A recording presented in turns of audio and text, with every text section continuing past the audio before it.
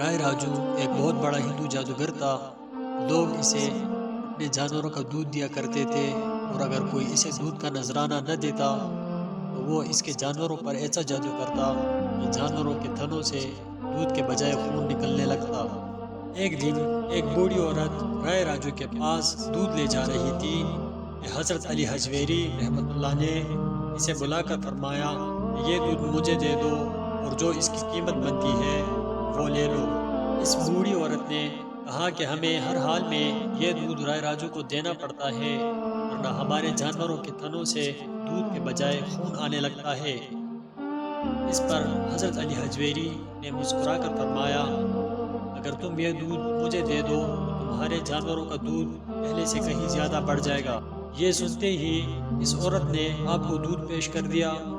جب وہ اپنے گھر گئی تو یہ دیکھ کر اس کی حیرت کی انتہا نہ رہی کہ اس کے جانوروں میں اس قدر دودھ تھا کہ تمام برتن بھر جانے کے بعد بھی تنوں سے دودھ ختم نہیں ہو رہا تھا۔ جب آپ رحمۃ اللہ کی یہ کرامت لوگوں میں عام ہوئی تو گرد و نواح سے لوگ دودھ کا نذرانہ لے کر آپ کی خدمت میں حاضر ہونے لگے۔ ایک طرف لوگوں کی عقیدت کا یہ حال تھا، اور دوسری طرف رائے راجو یہ ماجرا دیکھ کر آگ بگولا ہو رہا تھا۔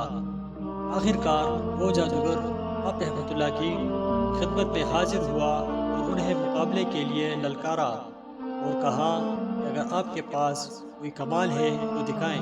علی حجویری نے اس جادوگر سے فرمایا کہ میں کوئی جادوگر نہیں، میں تو رب تعالیٰ کا ایک عاجز بندہ ہوں، البتہ اگر تمہارے پاس کوئی کمال ہے تو تم دکھاؤ۔